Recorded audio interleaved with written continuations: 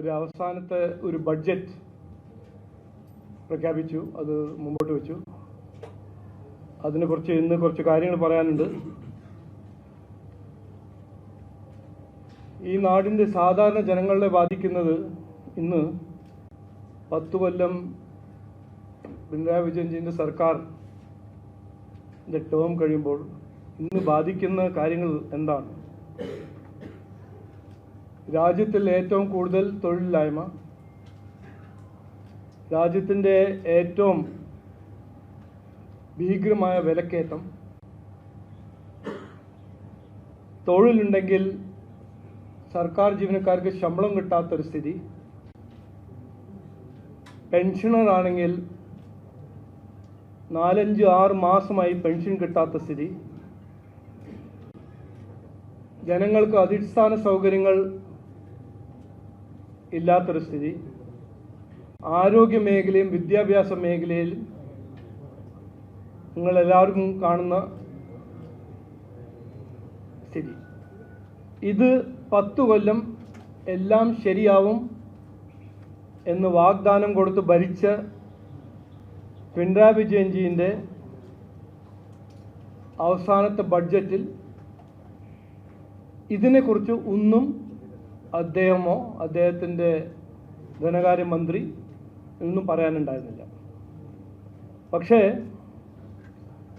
ഞാൻ എല്ലാവരെയും ഓർമ്മിപ്പിക്കുന്നു,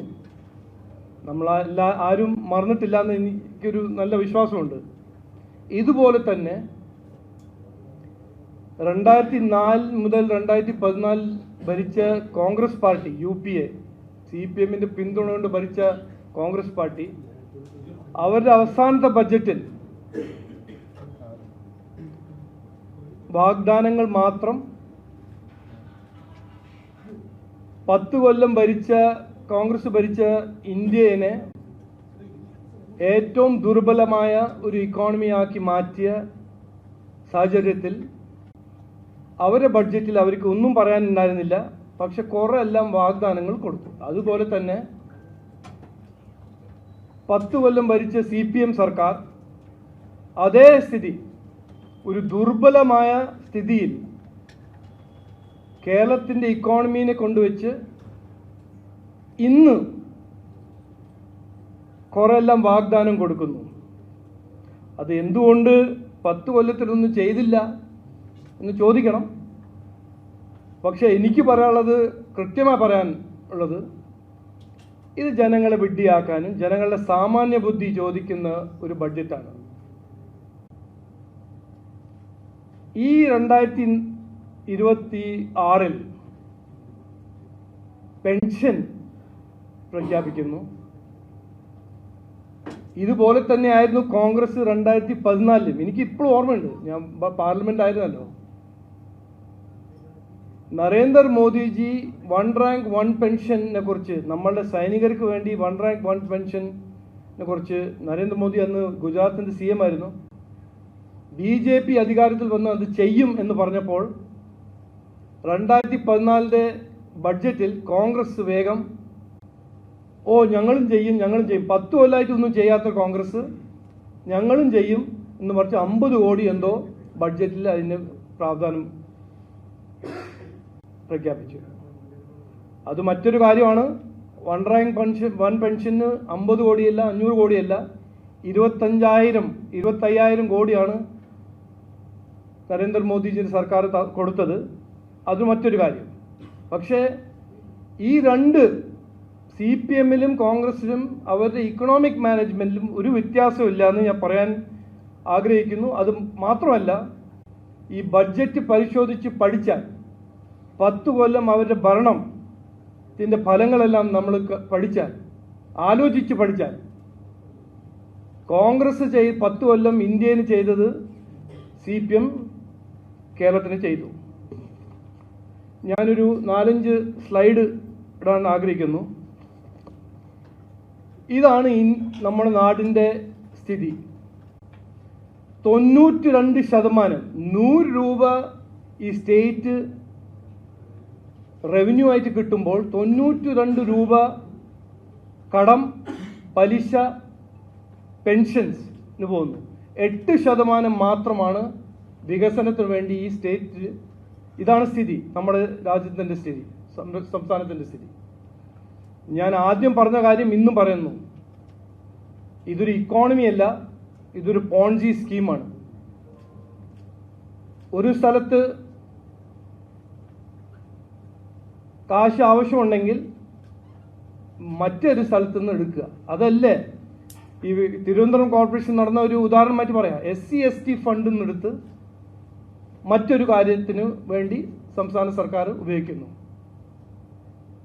അപ്പോൾ ഇത് ഒരു ഒഫീഷ്യലായിട്ട് ഇപ്പോൾ ഈ ബഡ്ജറ്റിനെ കുറിച്ച് എനിക്ക് എന്തെങ്കിലും പറയാനുണ്ടെങ്കിൽ, BJP NDAക്ക് പറയാനുണ്ടെങ്കിൽ, ഇന്ന് ഞാൻ കൃത്യമായി പറയാൻ ആഗ്രഹിക്കുന്നത്, 2014 പോലെ ഇന്ത്യൻ്റെ ബഡ്ജറ്റ്, ഇന്ത്യൻ്റെ ഇക്കോണമി തകർത്തി വെച്ച കോൺഗ്രസ്, അതേപോലെ തന്നെ കമ്മ്യൂണിസ്റ്റ് പാർട്ടി, ബഹുമാനപ്പെട്ട മുഖ്യമന്ത്രി 10 കൊല്ലം എല്ലാം ശരിയാവും എന്ന് പറഞ്ഞ മുഖ്യമന്ത്രി ഇന്ന് നാടിൻ്റെ ഇക്കോണമി തകർത്തി വെച്ചിരിക്കുക. അതുകൊണ്ടാണ് ഈ ബഡ്ജറ്റിൽ തൊഴിലിനെ കുറിച്ച് ഒരു വാക്കില്ല, വിലക്കയറ്റത്തിനെ കുറിച്ച് ഒരു വാക്കില്ല, അടിസ്ഥാന സൗകര്യങ്ങളെ കുറിച്ച് വാഗ്ദാനം മാത്രം, ആരോഗ്യ മേഖലയും വിദ്യാഭ്യാസ മേഖലയെ കുറിച്ച് ഒന്നും പറയാനില്ല. Next slide. ഇതാണ് സ്ഥിതി. ഇതിനെക്കുറിച്ച് സർക്കാരിന് പറയാൻ ഇത് ഡബിൾ ആയിട്ടില്ല. ഇതൊരു അച്ചീവ്മെന്റ് ആണോ? 5 ലക്ഷം കോടി കടം 3.5 കോടി ജനങ്ങളുടെ തലയിലൊരു കെട്ടിവെച്ചിരിക്കുന്ന സ്ഥിതിയാണ്. പെർ ക്യാപിറ്റ അത് എന്താണെന്ന് നിങ്ങളൊന്ന് കാൽക്കുലേറ്റ് ചെയ്ത് നോക്കൂ. ഇത് എങ്ങനെയാണ് റീപേ ചെയ്യാൻ പോകുന്നത്? ആരാണ് റീപേ ചെയ്യാൻ പോകുന്നത്? ഇത് പുതിയ തലമുറ, വരുന്ന പുതിയ ജനറേഷൻ. ഈ കടം അവരെ ബാധിക്കാൻ പോവല്ലേ? ഈ കടത്തിൻ്റെ ഫലം എന്താണ്? നാളെയോ മറ്റന്നാളോ വരുന്ന കൊല്ലത്തിൽ ഈ കടം കൊടുക്കാൻ ഇന്നിപ്പോൾ 92% ഈ സംസ്ഥാനത്തിൻ്റെ റവന്യൂ, ഞാൻ പറഞ്ഞ പോലെ കടവും പലിശയും ക്ഷേമ പെൻഷൻസിനാണ് പോകുന്നത്. ഇനി വരാൻ പോകുന്ന കാലത്ത് അത് എന്താ 100% ആവുമോ? അപ്പോൾ വികസനത്തിന് വേണ്ടി കാശുണ്ടാവില്ലേ? ഇതാണോ ഇവരുടെ കാഴ്ചപ്പാട്? ഇത് ചോദിക്കേണ്ട ഒരു ചോദ്യമാണ്. ഇത് ചോദിക്കണം, ഇതിനെക്കുറിച്ച് ആലോചിക്കണം. 92% ഇന്ന് നമ്മൾ ഓരോരോ രൂപ റവന്യൂ കിട്ടുന്ന 100 രൂപേൻ്റെ 92 രൂപയാണ് പലിശയ്ക്കും കടത്തിനു വേണ്ടി പെൻഷൻസിന് വേണ്ടി കൊടുക്കുന്നത്. അപ്പോൾ പുതിയ തലമുറയ്ക്കോ നാടിൻ്റെ വികസനത്തിന് വേണ്ടി എവിടുന്ന് കാശ് കിട്ടും? ഇനിയും കടം വാങ്ങിച്ചിട്ടോ? ഇതാണ് ഒഫീഷ്യലി ഒരു ഡെറ്റ് ട്രാപ്പ്. നെക്സ്റ്റ്. പിന്നെ ഇതിപ്പോൾ ഇലക്ഷൻ്റെ 60 ദിവസം മുമ്പേ ഒരു ബഡ്ജറ്റ് അല്ലേ, അപ്പോൾ എന്തെങ്കിലും പറയണ്ടേ? വേറൊന്നും പറയാനില്ല. തൊഴിലിനെ കുറിച്ച് പറയാനില്ല, വിദ്യാഭ്യാസത്തിനെ കുറിച്ച് പറയാനില്ല, ആരോഗ്യ മേഖലയെ കുറിച്ച് പറയാനില്ല, വിലക്കയറ്റത്തെ കുറിച്ചും പറയാനില്ല. അപ്പോൾ എന്താ പറയേണ്ടത്? സെൻട്രൽ ഗവൺമെൻറ് കാശ് തന്നിട്ടില്ല. ഇത് ആരെ വിഡ്ഢിയാക്കുന്നത്? ഇതല്ലേ സത്യം? 460% ഇൻക്രീസ്. നെക്സ്റ്റ്. ടാക്സ് ഡിവോൾവ് ആവുന്നില്ല. ഇത് മറ്റൊരു ജനങ്ങളുടെ ശ്രദ്ധ തിരിക്കാൻ. എന്താണ് സത്യം? 10 കൊല്ലം കോൺഗ്രസ്, CPMന്റെ പിന്തുണ കൊണ്ട് കോൺഗ്രസ് ഭരിക്കുമ്പോൾ 46,000 കോടിയായിരുന്നു ഡെവല്യൂഷൻ. 1,50,140 കോടിയാണ് കഴിഞ്ഞ 10 കൊല്ലം നരേന്ദ്രമോദിന്റെ സർക്കാർ ഡിവോൾവ് ചെയ്ത ഫണ്ട്സ്. 10 കൊല്ലം ബഹുമാനപ്പെട്ട മുഖ്യമന്ത്രി 22 ലക്ഷം കോടി ചെലവാക്കിയിട്ടുണ്ട്. 22 lakh crores. അത് എങ്ങോട്ട് പോയി? എവിടെ പോയി? എന്ത് ചെയ്തു? എന്തുകൊണ്ടാണ് ഇന്നും ഹോസ്പിറ്റൽസിൽ പേഷ്യൻസ് മരിക്കുന്നത്? എന്തുകൊണ്ട് കുടിവെള്ളം കോൺട്രാക്ടേഴ്സിന് കാശ് കിട്ടുന്നില്ല? എന്തുകൊണ്ട് പെൻഷൻ കിട്ടുന്നവർക്ക് 6-5 മാസം കഴിഞ്ഞിട്ടാണ് പെൻഷൻ കിട്ടുന്നത്? സർക്കാർ ജീവനക്കാർക്ക് ശമ്പളം സമയത്ത് കിട്ടുന്നില്ല. അപ്പോൾ 22 ലക്ഷം കോടി എങ്ങോട്ട് പോയി? എവിടെ പോയി? എന്ത്? ഇത് ഒരു ഇക്കണോമിക് മിസ്മാനേജ്മെന്റ്. അടുത്തത്, ഈ 10 കൊല്ലം കഴിഞ്ഞ് എത്രയോ കൊല്ലം ക്ഷേമ പദ്ധതികളെല്ലാം 5-6 മാസം കഴിഞ്ഞ് കിട്ടുന്ന സ്ഥിതി, ഇതെല്ലാം ജനങ്ങൾ മറക്കുമോ? എന്നിട്ടാണ് ഇലക്ഷൻ്റെ 60 ദിവസം മുമ്പ് പറയുന്നത് എല്ലാവർക്കും പെൻഷൻ സമയത്ത് കിട്ടുന്നു. അവരുടെ മാനിഫെസ്റ്റോ പറഞ്ഞതായിരുന്നേ, 2016 മാനിഫെസ്റ്റോ 21 മാനിഫെസ്റ്റോ 2500 മാസം പെൻഷനാണ്. ഇപ്പോൾ അവർ പറയുന്നത് പെൻഷൻ ഒരു റൈറ്റ് അല്ല, അവകാശമല്ല. നെക്സ്റ്റ്, ഒരൊറ്റ സംസ്ഥാനമുള്ളൂ ഇന്ത്യയിൽ PM ആവാസ് യോജന, പാവങ്ങൾക്ക് വീടുണ്ടാക്കുന്ന പ്രോഗ്രാമിൽ വീടുണ്ടാക്കാത്തത്, ആ പദ്ധതി നടപ്പിലാക്കാത്ത ഒറ്റ സർക്കാരേ ഉള്ളൂ ഇന്ത്യയിൽ. അതാണ് ബഹുമാനപ്പെട്ട മുഖ്യമന്ത്രി പിണറായി വിജയന്റെ സർക്കാർ. 3 ലക്ഷം ജനങ്ങൾക്ക് വീട് കിട്ടുന്നതായിരുന്നു, കിട്ടിയില്ല. ഇതിനെക്കുറിച്ച് ബഡ്ജറ്റിൽ ഒരു വാക്കില്ല. ഇത് മാത്രമല്ല, നിങ്ങൾക്ക് എല്ലാവർക്കും അറിയാം, PM ആയുഷ്മാൻ 70 വയസ്സിന് മേലെ പാവങ്ങൾക്ക് ഫ്രീ ആയിട്ട് ഒരു ഇൻഷുറൻസ് സ്കീം നടപ്പിലാക്കാത്ത ഒരു സർക്കാരാണ് പിണറായി വിജയൻജിന്റെ സർക്കാർ. അതിനെക്കുറിച്ചൊരു വാക്ക് പറഞ്ഞില്ല ബഡ്ജറ്റിൽ. കുടിവെള്ളം, 32 ലക്ഷം വീട്ടുകൾ ഇന്നും കുടിവെള്ളമില്ല. 10 കൊല്ലം കഴിഞ്ഞു. 6000 കോടിയുടെ ഇന്നും പൈപ്പ് കോൺട്രാക്ടേഴ്സ്, കുടിവെള്ളം കോൺട്രാക്ടേഴ്സിന് കാശ് കൊടുത്തിട്ടില്ല. ഇന്നും രാജ്യത്തിൽ ഒരു ബോട്ടം ഹാഫിലാണ് കേരളത്തിന്റെ കുടിവെള്ള കവറേജ്. 55.54% ആണ് കുടിവെള്ളം കവറേജ്. ജൽജീവൻ മിഷന്റെ പ്രോഗ്രാം, ഞാൻ മന്ത്രിയായിരുന്നു ജൽജീവൻ മിഷന്റെ, അപ്പോൾ ഇതിനെക്കുറിച്ച് എനിക്ക് കൃത്യമായി അറിയാം. പിന്നെ ഇതിനെക്കുറിച്ചും ബഡ്ജറ്റിൽ ഒരു വാക്കില്ല. റബ്ബർ സപ്പോർട്ട് പ്രൈസ്, ആരായിരുന്നു മാനിഫെസ്റ്റോയിൽ പറഞ്ഞത് 250 രൂപ budget support price, minimum support price കൊടുക്കുന്നു? എല്ലാം ശരിയാവുമെന്ന് പറഞ്ഞ CPM ഇന്ന് എന്താ കൊടുക്കുന്നത്? 200 രൂപ. ഇതിനെക്കുറിച്ചൊരു വാക്കില്ല. നെക്സ്റ്റ്, KSRTC നോക്കൂ. KSRTC ജീവനക്കാർ, എനിക്ക് പേഴ്സണലായിട്ട് അറിയാം. 2 കൊല്ലമായിട്ട് ഞാൻ അവരുടെ പരാതിയും അവരുടെ കംപ്ലയിൻസ് എല്ലാം എനിക്ക് കിട്ടിയിട്ടുണ്ട്. 5-6 മാസം കഴിഞ്ഞിട്ട് ശമ്പളം. ഇതിനെക്കുറിച്ച് ഒരു വാക്കില്ല ബഡ്ജറ്റിൽ. നെക്സ്റ്റ്, ഇതെന്താണ് ഇതിന്റെ ഒരു മെസ്സേജ്? കുട്ടികൾക്ക് ലൈഫ് ഇൻഷുറൻസോ? അത് എന്തുകൊണ്ട്? അപ്പൊ ശിവൻകുട്ടി ജി, നമ്മുടെ ബഹുമാനപ്പെട്ട വിദ്യാഭ്യാസ മന്ത്രി, 75% സ്കൂള് സുരക്ഷിതമല്ല എന്ന് പറയുമ്പോൾ കുട്ടികൾക്ക് ലൈഫ് ഇൻഷുറൻസ് കൊടുക്കാനാണോ ഇത്? എന്തുകൊണ്ട് സ്കൂളിന് നന്നാക്കുന്നില്ല? 75% സ്കൂൾ, ഞാനല്ല പറഞ്ഞത്, ബഹുമാനപ്പെട്ട വിദ്യാഭ്യാസ മന്ത്രിയാണ് അസംബ്ലിയിൽ പറയുന്നത്.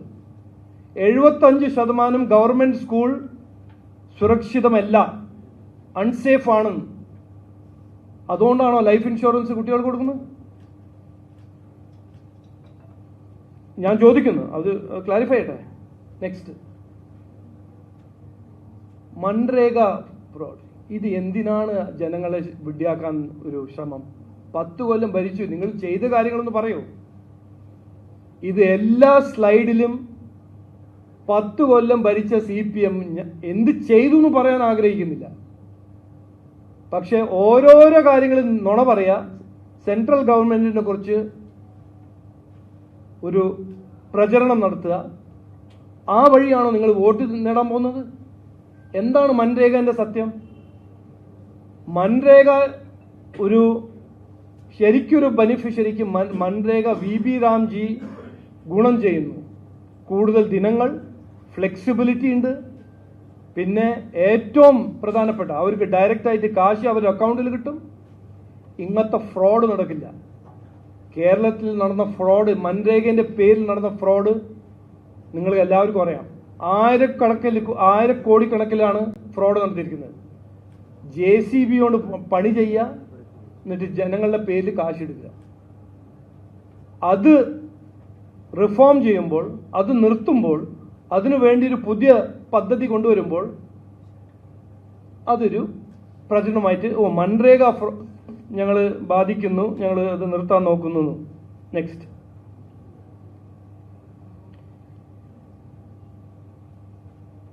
ശബരി റെയിലിന് കാശില്ല, NH-66 ലാൻഡ് അക്വിസിഷന് കാശില്ല, എയിംസ് ലാൻഡ് അക്വിസിഷന് കാശില്ല.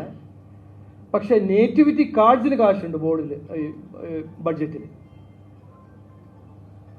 ഇന്നൊരു പേപ്പറിൽ ഒരു ആർട്ടിക്കിളാണ്, ഇതൊന്ന് നിങ്ങളെല്ലാവരും വായിക്കണം. ഈ CAA,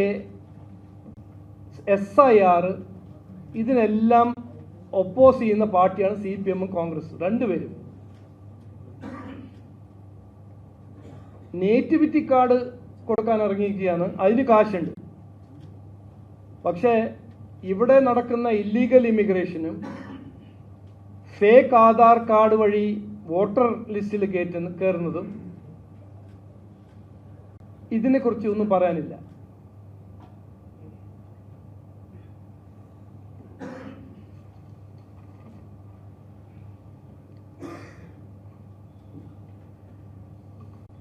അവസാനം എനിക്ക് പറയാനുള്ളത്, ഇക്കോണമിനെ കുറിച്ച് എനിക്ക് കുറച്ച് അറിയാം, അതുകൊണ്ട് ഞാൻ പറയാണ്. ഒരു ഡെറ്റ് ട്രാപ്പിലാണ് നമ്മുടെ സംസ്ഥാനത്തിൻ്റെ ഇക്കോണമി.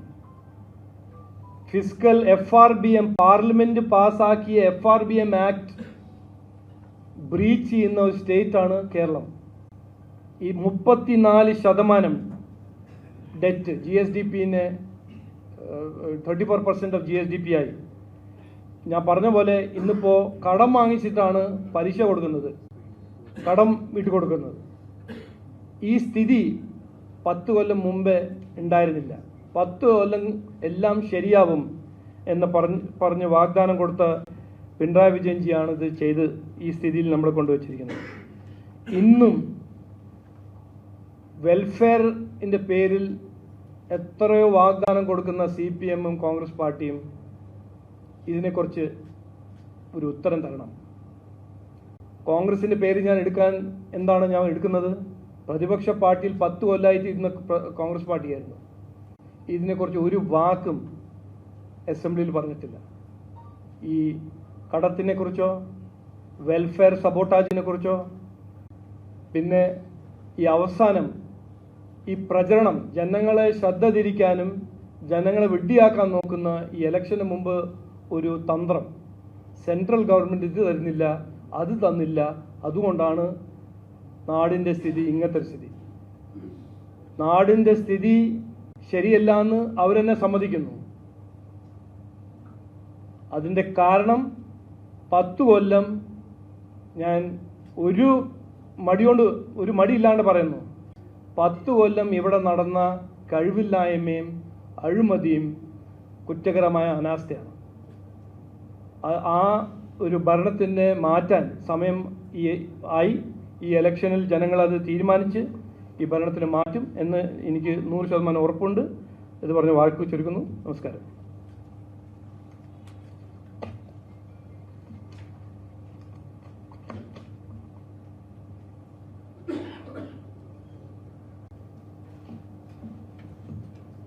എന്തെങ്കിലും ഓക്കെ ഓക്കെ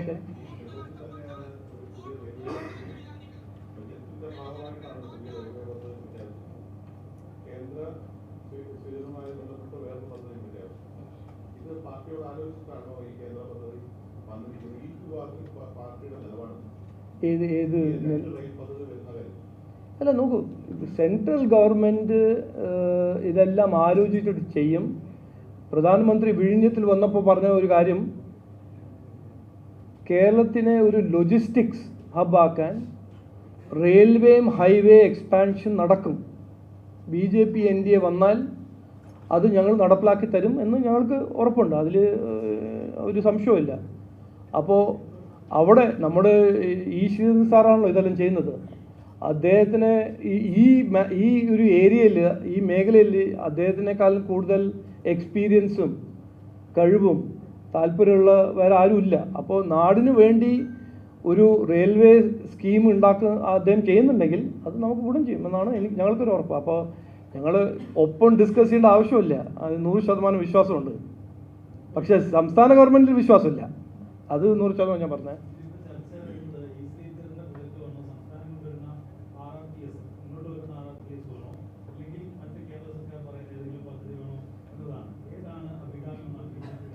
ഇല്ല, അത് നടക്കട്ടെ. ഇതൊരു ഡിസ്കഷൻ അല്ലേ, ഇപ്പോൾ തുടങ്ങിയതല്ലേ. കേരളയിലല്ലോ 10 കൊല്ലം കേരളിൻ്റെ ഒരു നാടകം നമ്മൾ കണ്ടതല്ലേ. ഇനിയിപ്പോൾ നമ്മൾ മനസ്സിലാക്കിയില്ലേ. നോക്കൂ, ഞാൻ കൃത്യമായി പറയുന്നത്, ഇത് പ്രധാനമന്ത്രിൻ്റെ കാഴ്ചപ്പാടാണ്, BJP NDAൻ്റെ കാഴ്ചപ്പാടാണ്. വിഴിഞ്ഞം പോർട്ട് വന്ന ശേഷം കേരളത്തിന് കുറേ സാധ്യതകളുണ്ട്. ഹിന്റർലാൻഡ് കണക്ടിവിറ്റിയും കേരളത്തിന് ഒരു മാനുഫാക്ചറിങ് ഹബ്ബാക്കാനും ഒരു ലോജിസ്റ്റിക് ഹബ്ബാക്കാൻ കുറേ സാധ്യതകളുണ്ട്. ആ സാധ്യത യാഥാർത്ഥ്യമാക്കാൻ 2 കാര്യങ്ങൾ എക്സ്പാൻഡ് ആവും, ഇൻവെസ്റ്റ്മെൻറ്റ് ചെയ്യണം. അത് ഒന്ന് ഹൈവേയും, രണ്ടാമത്തത് റെയിൽ, അഡീഷണൽ റെയിൽ കപ്പാസിറ്റി. അത് RRTS ആണോ മറ്റൊരു പേരാണോ അത് നമ്മൾ വരുന്ന കാലത്തിൽ തീരുമാനിക്കും. പക്ഷേ അത് കേരളയിലല്ല, അത് കേരളയിൽ നടക്കില്ല എന്ന് CPM സമ്മതിച്ചു എന്നാണ് ഞാൻ പറയാൻ ആഗ്രഹിക്കുന്നത്.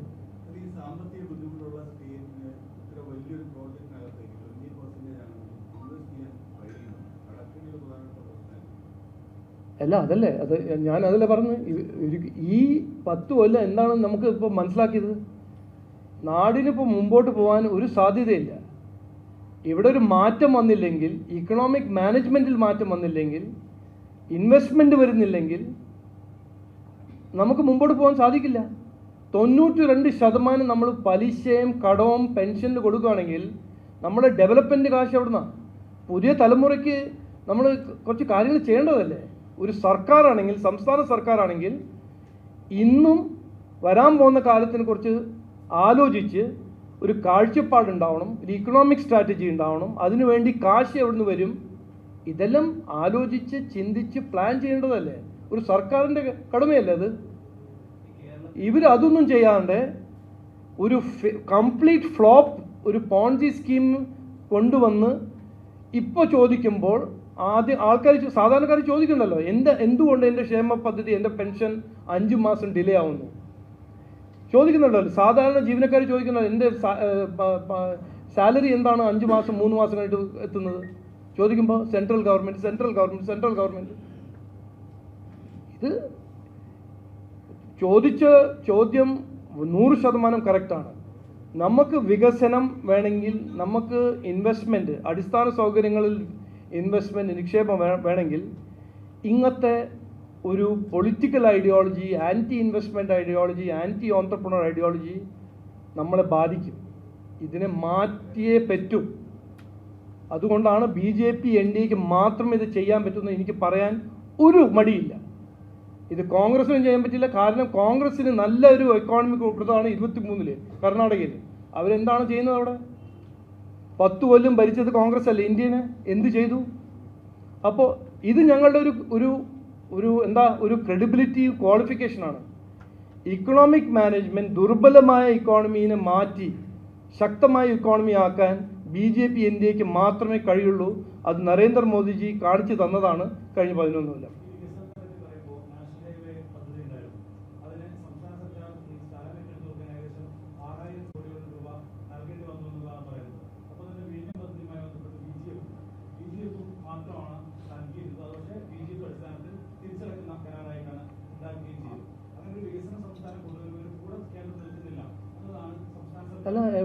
അല്ല, വിഴിഞ്ഞത്തിൽ കാശ് കൊടുത്തല്ലോ കേന്ദ്ര സർക്കാർ. നാഷണൽ ഹൈവേയിൽ എത്ര ലക്ഷം കോടിയാണ് ഇൻവെസ്റ്റ് ചെയ്യുന്നത്? അല്ല, നോക്കൂ, ഒരു മിനിറ്റ്. ഒരു സംസ്ഥാനത്തിൻ്റെ ജനങ്ങളെ സേവിക്കാൻ ആരാണ് പ്രധാനപ്പെട്ട ഒരു ഉത്തരവാദിത്വം? സംസ്ഥാന സർക്കാരിൻ്റെ അല്ലേ? അല്ല, ഞാൻ ഉത്തരം തരട്ടെ. അല്ല, നോക്കൂ, നിങ്ങൾ ഒരു സംസ്ഥാന സർക്കാർ മിസ്മാനേജ് ചെയ്യുമ്പോൾ സെൻട്രൽ ഗവൺമെൻറ്റിന് അങ്ങനെ ഒരു ഉത്തരവാദിത്വമില്ല. നിങ്ങൾ മിസ്മാനേജ് ചെയ്തോളൂ, ഞങ്ങൾ കാശ് തരാം. അങ്ങനെ ഒരു ഉത്തരവാദിത്വമോ ഒരു കടമ എവിടെ എഴുതിയിട്ടില്ല. നിങ്ങൾ നിങ്ങളുടെ കാര്യങ്ങൾ ചെയ്താൽ സെൻട്രൽ ഗവൺമെൻറ് നിങ്ങളെ സഹായിക്കും, പിന്തുണ തരും. അത് നരേന്ദ്രമോദിജി എത്രയോ സംസ്ഥാനത്തിൽ ചെയ്യുന്നതാണ് സർക്കാർ. പക്ഷേ ഇവിടെ എന്താ നടക്കുന്നത്? ഇവിടുത്തെ സംസ്ഥാന സർക്കാർ ഇവിടുത്തെ ഇക്കോണമീനെ തകർത്ത് വെച്ച ഒരു സ്ഥിതിയല്ലേ. ഇവിടെ ആർക്കെങ്കിലും ഒരു ഇൻവെസ്റ്റ്മെൻറ്റ് കൊണ്ടുവരാൻ ഇന്ന് ധൈര്യമുണ്ടോ? കഴിഞ്ഞ 10 കൊല്ലം നടന്നില്ലല്ലോ. എന്തുകൊണ്ട് നടന്നില്ല? ഇൻവെസ്റ്റ്മെൻറ്റ് വന്നില്ലെങ്കിൽ, ഞാൻ ബഹുമാനത്തോട് എല്ലാവരും പറയാം, ഞാൻ വലിയൊരു പണ്ഡിറ്റല്ല, ഞാൻ എന്നും പറയാം, സാമാന്യ ബുദ്ധി. നിക്ഷേപം വന്നില്ലെങ്കിൽ പിന്നെ ഇങ്ങനെയാണ് ഇക്കണോമിക് ആക്ടിവിറ്റി ഉണ്ടാവുക. ഇക്കണോമിക് ആക്ടിവിറ്റി വഴിയല്ലേ തൊഴിലവസരങ്ങളെല്ലാം സൃഷ്ടിക്കുക. ഇതൊന്നും നടക്കില്ല, ഇതൊന്നും ചെയ്യില്ല. 92% ബഡ്ജറ്റിൻ്റെ റവന്യൂ പോകുന്നത് ഡെറ്റ് സർവീസും ക്ഷേമ പദ്ധതിക്കാണ്. പിന്നെ എങ്ങനെയാണ്? പിന്നെ VGF അങ്ങനെ സംസ്ഥാന സർക്കാരിന് അത്ര ഒരു കഴിവും ധൈര്യവും കപ്പാസിറ്റി ഉണ്ടെങ്കിൽ എന്തിനാണ് VGF ചോദിക്കുന്നത്? വിഴിഞ്ഞം ആരെയാണ് ഗുണം ചെയ്യാൻ പോകുന്നത്? വിഴിഞ്ഞം പോർട്ട് ചെയ്യുന്നത് ഗുണം ആർക്കാണ്? കേരളത്തിനല്ലേ? കേരളത്തിൻ്റെ യുവാക്കൾക്കല്ലേ? കേരളത്തിൻ്റെ ബിസിനസ്സിനല്ലേ? അപ്പോൾ അവരല്ലേ അതിന് പിന്തുണ കൊടുക്കേണ്ടത് 100%. അത് ചെയ്യാണ്ട് സെൻട്രൽ ഗവൺമെൻറ് സഹായവും വേണം. പിന്നെ സഹായം തന്നതിന് അതിൻ്റെ സ്ട്രക്ചറും തീരുമാനിക്കുന്നത് ഇവിടുത്തെ മുഖ്യമന്ത്രിയാണോ? അതൊന്നും നടക്കില്ല. അത് നോക്ക്, ഇതൊരു പ്രചരണമല്ല, ഇങ്ങനെ പറഞ്ഞു നടക്കട്ടെ. അതിങ്ങനെ ഈ ഇലക്ഷന് ജനങ്ങൾ തീരുമാനിക്കും. ഇത് 10 കൊല്ലം ഒരേ ഒരു സ്റ്റക്ക് റെക്കോർഡ് പോലെ ഇവിടുന്ന് കിട്ടുന്നില്ല. പിന്നെ ഞാൻ സത്യം ഇപ്പോൾ കാണിച്ചു തന്നല്ലോ. 22 ലക്ഷം കോടി എവിടെ പോയി? 10 കൊല്ലം 22 ലക്ഷം കോടിയാണ് ചിലവാക്കിയിരിക്കുന്നത് ജനങ്ങളുടെ പേരിൽ. ഇന്ന് പിന്നെ എന്തിനാണ് തൊഴിലില്ലാത്ത ഏറ്റവും കൂടുതൽ തൊഴിലില്ലായ്മത്തെ സ്റ്റേറ്റ്? ഏറ്റവും കൂടുതൽ വിലക്കയറ്റം എന്തുകൊണ്ടാണ് ഈ സ്റ്റേറ്റിൽ? അത് സെൻട്രൽ ഗവൺമെൻറ്റിൻ്റെ ഉത്തരവാദിത്വമാണോ? പിന്നെ എന്തിനാണ് ബഹുമാനപ്പെട്ട മുഖ്യമന്ത്രി ആയിട്ടിരിക്കുന്നത്?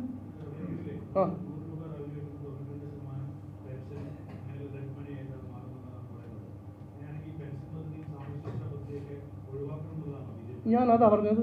ഞാൻ പറഞ്ഞത് ഫാക്ട്, വസ്തുത പറയുമ്പോൾ നിങ്ങൾ അതിനെ ട്വിസ്റ്റ് ചെയ്യല്ലേ.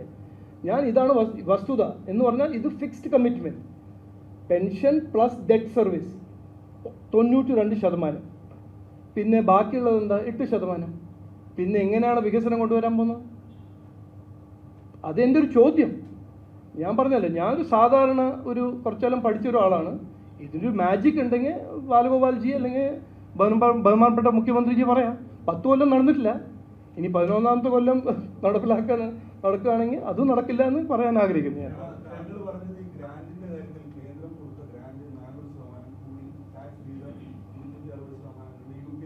അത് ഫാക്റ്റാണ്, വസ്തുതയാണ് ഞാൻ പറഞ്ഞത്.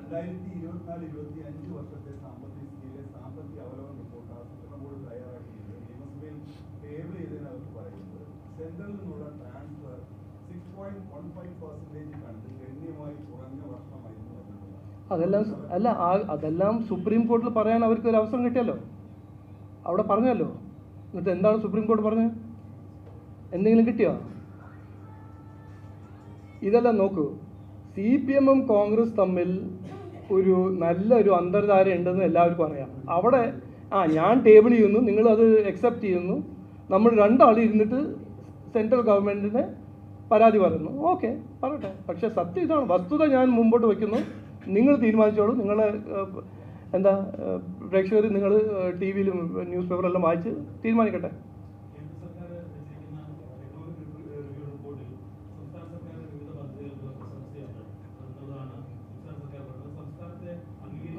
നോക്കൂ, ഞാനൊരു കാര്യം പറയട്ടെ. ഞാൻ എല്ലാം ഇവർ ചെയ്യുന്നത് തെറ്റാണെന്നൊന്നും പറഞ്ഞിട്ടില്ലല്ലോ.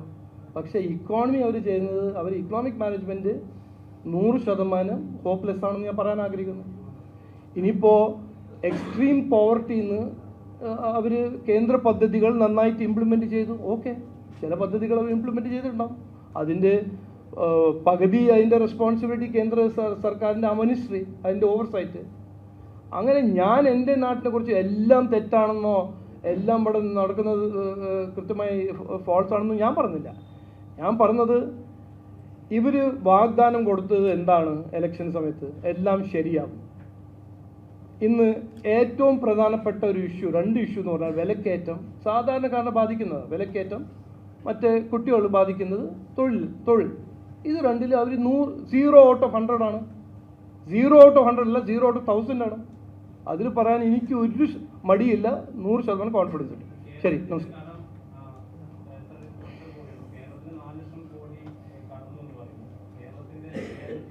അത് നല്ല ചോദ്യം. ഇത് എനിക്ക് പൊളിക്കണം. താങ്ക് യു, ചോദിച്ചതിൽ വല്ല താങ്ക് യു. നോക്ക്, അല്ല ഈ പ്രചരണത്തിന് പൊളിക്കണം. ഈ കടം വാങ്ങേണ്ടത് എന്തിനാണ്? ഇൻവെസ്റ്റ്മെൻറ്റ് ചെയ്ത് ഒരു ആസറ്റ് ഉണ്ടാക്കി ആ സംസ്ഥാനത്തിന് മുമ്പോട്ട് കൊണ്ടുപോകാനാണ് കടം വാങ്ങുന്നത്. സംസ്ഥാന ഗവൺമെൻറ് കടം വാങ്ങുന്നത് എന്തിനാണ്? അത് ഞാൻ ചോദിക്കുന്നു. 22 ലക്ഷം കോടി സ്പെൻഡ് ചെയ്ത് കഴിഞ്ഞിട്ട് ഇന്ന് എന്താണ് അവർ സൃഷ്ടിച്ചത്? സെൻട്രൽ ഗവൺമെൻറ് കടം വാങ്ങിച്ചു, അവരെ കടം കൂടുതലായി. എവിടെയായിരുന്നു ഇന്ത്യൻ്റെ ഇക്കോണമി 2014? ദുർബലമായ 5ാമത്തെ ഇക്കോണമി. ഇന്ന് എവിടെയാണ്? ഏറ്റവും ഫാസ്റ്റസ്റ്റ് ഗ്രോയിങ് ഇക്കോണമി ആയിട്ട് മാറിയ കൺട്രിയാണ്. കാരണം ആ കടം വാങ്ങിച്ചിട്ട് ഇൻവെസ്റ്റ് ചെയ്യുന്നു. കടം വാങ്ങിച്ചിട്ട് കീശയിലിടല്ല, സഖാവന്മാർക്ക് പെൻഷൻ കൊടുക്കാനല്ല. അതാണ് വ്യത്യാസം. അല്ലല്ല, സഖാവന്മാർക്ക് പെൻഷൻ, ഞാൻ പെൻഷനല്ല പറഞ്ഞത്. അതെ. അപ്പോൾ അഴിമതി അതിനല്ല, കടം നാടിനെ നന്നാക്കാനും നാടിൻ്റെ സാധ്യത യാഥാർത്ഥ്യമാക്കാൻ ഇൻവെസ്റ്റ് ചെയ്യുന്ന കടമാവണം. ഞാൻ കൃത്യമായി പറയാൻ ആഗ്രഹിക്കുന്നു, BJP NDA സർക്കാരിലുണ്ടെങ്കിൽ, അത് എവിടെ നോക്കിയാലും, UP യിലുണ്ടെങ്കിലും എവിടെ നോക്കിയാലും കടമെടുക്കും, നോ ഇഷ്യൂസ്. പക്ഷെ കടം എടുത്തിട്ട് എന്താ ചെയ്യുന്നത്? ഡേറ്റാ സെൻറ്റർ ഉണ്ടാക്കുന്നു, ഹൈവേസ് ഉണ്ടാക്കുന്നു, അങ്ങനെ ഇക്കണോമിക് ആക്ടിവിറ്റീസ് ട്രിഗർ ചെയ്യുന്ന കാര്യങ്ങളിൽ ഇൻവെസ്റ്റ് ചെയ്യുന്നു. ഇവിടെ എന്താണ് ചെയ്തിരിക്കുന്നത്? ഒരു കാര്യം ഒന്ന് പറഞ്ഞു. ഈ 22 ലക്ഷം കോടി ചിലവാക്കി 10 കൊല്ലം കഴിഞ്ഞിട്ട് എന്താണ് ഈ സർക്കാർ ചെയ്തു തന്നിരിക്കുന്നത്? ഒന്ന് പറയും.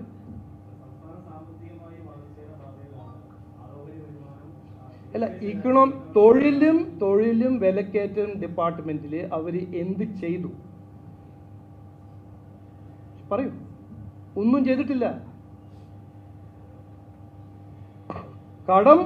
കടം എടുക്കുന്നത് ഒരു തെറ്റൊന്നല്ല. കടം എങ്ങനെയാണ് ഉപയോഗിക്കേണ്ടതാണ്, അതാണ് കഴിവ് അല്ലെങ്കിൽ കഴിവില്ലായ്മ. അതാണ് താല്പര്യം, അല്ലെങ്കിൽ എന്താണ് നിങ്ങളുടെ ഒബ്ജക്റ്റ്. ഇവരെ കടം വാങ്ങിച്ചിട്ട്, കർണാടകയിലും കടം വാങ്ങുന്നുണ്ടല്ലോ. കടം വാങ്ങിച്ചിട്ട് ആരുടെ കീശയിലാണ് പോകുന്നത്? DK ശിവകുമാറിൻ്റെ കീശയിലാണ് പോകുന്നത്. അതല്ല കടം വാങ്ങിച്ചിട്ട് ചെയ്യേണ്ടത്. ജനങ്ങളുടെ ജീവിതത്തിൽ വ്യത്യാസം കൊണ്ടുവരണം, ജനങ്ങൾക്ക് തൊഴിൽ കൊണ്ടുവരണം, ജനങ്ങളുടെ വിലക്കയറ്റം പരിഹരിക്കണം.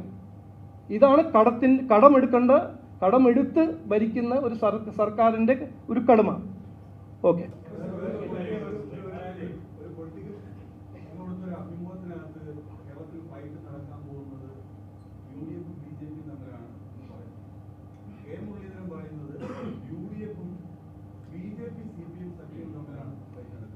ഞാൻ രണ്ട് ജനങ്ങളോട് കമൻസിൽ ഞാൻ അങ്ങനെ റിപ്ലൈ ചെയ്യാൻ എനിക്ക് താല്പര്യമില്ല. ഒന്ന് രാഹുൽ ഗാന്ധി, കാരണം എന്താ പറയുന്നത്, എന്തിനു വേണ്ടി പറയുന്നത് എനിക്ക് മനസ്സിലാവുന്നില്ല. അതുപോലെ തന്നെ ഇദ്ദേഹം തന്നെ അങ്ങനെ ഒരു വ്യക്തിയാണ്. എൻ്റെ മലയാളം, എൻ്റെ മുണ്ട്, ഞാൻ എന്ത് ചെയ്യുന്നു, എന്ത് ഭാഷയിൽ സംസാരിക്കുന്നു, അദ്ദേഹത്തിൻ്റെ കാര്യങ്ങൾ പറയട്ടെ. അദ്ദേഹത്തിൻ്റെ ആലോചന, അദ്ദേഹത്തിൻ്റെ ചിന്ത അദ്ദേഹത്തിന് ഞാൻ സമർപ്പിക്കുന്നു. അല്ല ഞാൻ കാണുന്നത് ഒരു സാമാന്യ ബുദ്ധിയോട് ഞാൻ പറയാണ്. 10 കൊല്ലം ഭരിച്ച LDF എങ്ങനെയാണ് 3ാം തവണ ജനങ്ങൾ അവരെ സർക്കാരിൽ കൊണ്ടുവരാൻ പോകുന്നത്? ഒന്ന് ആലോചിക്കും.